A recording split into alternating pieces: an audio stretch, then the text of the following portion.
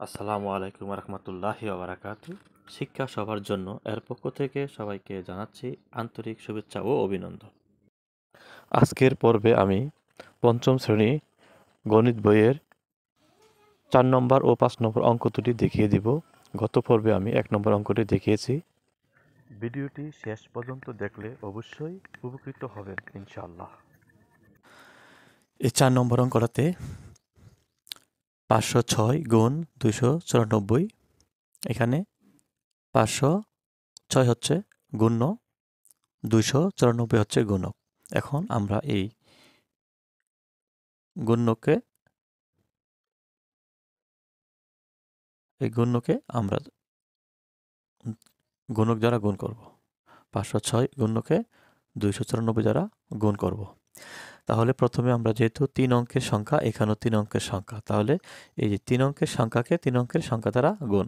প্রথমে আমরা এই যে এখান থেকে শুরু করব, 1 অঙ্ক থেকে শুরু করব, 4 দিয়ে এই গুণ্যকে গুণ করব।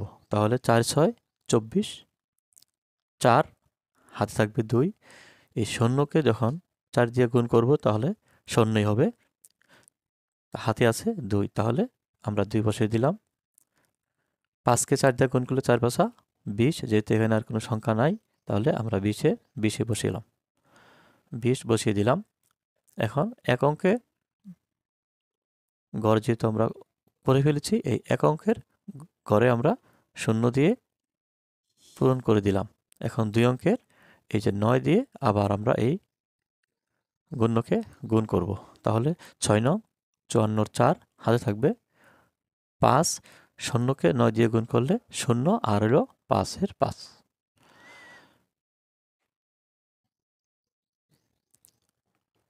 এখন 5 9 45, আমরা এখানে 45 বসিয়ে দিলাম যেহেতু আমাদের আর কোনো সংখ্যা নাই।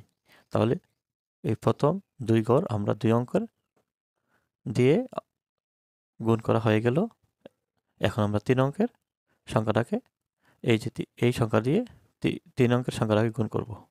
তাহলে প্রথম এক ঘরের জন্য এই যে আমরা 1 অঙ্কের ঘরের জন্য 0, 2 অঙ্কের জন্য 0। এখন আমরা 3 অঙ্ক থেকে শুরু করব।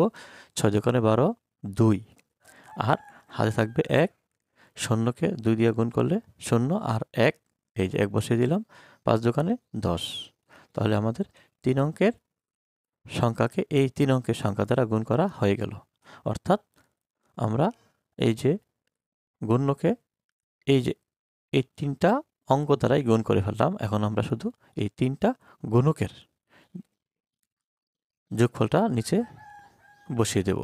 তাহলে যোগ করলে এই যে 4, 2 আর 4 6, 5 2 7, 2 7 8, 2 আর 5 এ 7, 7 একে 8, এই 8 বসালাম, 4 এর 4, 1 এর 1। তাহলে এই যে আমরা 3 অঙ্কের সংখ্যাকে 3 অঙ্কের সংখ্যার গুণফলটা আমরা বের করে ফেললাম। তাহলে এভাবেই আমরা কি করব, পরবর্তীতে 6 নম্বর এবং 7 নম্বর করব। 5 নম্বর অঙ্কটা আমরা আবার দেখিয়ে দিচ্ছি। নম্বর অঙ্কটার মধ্যে গুণ্য হচ্ছে 417 এবং গুণক হচ্ছে 802। এখন এটাকে আমরা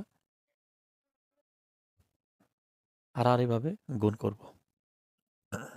প্রথমে 2 দিয়ে গুণ করতে হবে। 7 দোকানে 14, 14 4 হাতে রইল 1, 2 এ আর 1 গুণ করে 2 আর 1 3, 4 দিয়ে 4কে 2 দিয়ে গুণ করলে 8। এখন এখানে আছে 0, এই 0 দিয়ে যখন আমরা গুণ করব তখন তাহলে প্রত্যেকটা ফলেই 0 হবে।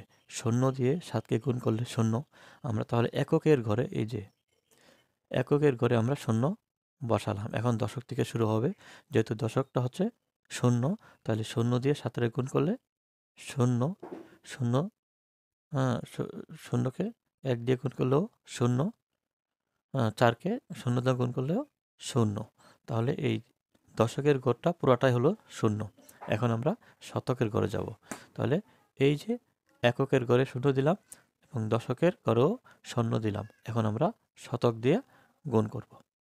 শতকে হচ্ছে 8, 7 8 56, 6 হাতে রইল 5, 8 একে 8, 8 আর 5, 8 আর 5 এ 13, 3 হাতে রইল 1, 4 এটা 32, একে 33। এখন এটা আমরা যোগ করে নিচে নামাবো।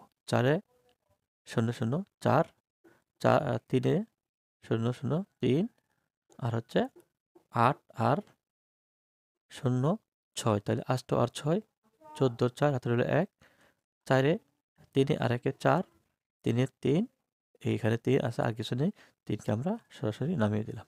তাহলে আমাদের 4 এবং 5 দুইটাই অঙ্ক আজকে দেখানো হলো। তোমাদের জন্য আমরা 6 নম্বর অঙ্কটা বাড়ি কাজ থাকবে। পরবর্তীতে আমরা 7 নাম্বার 4 অঙ্কের সাথে 3 অঙ্কের গুণ করব। ধন্যবাদ।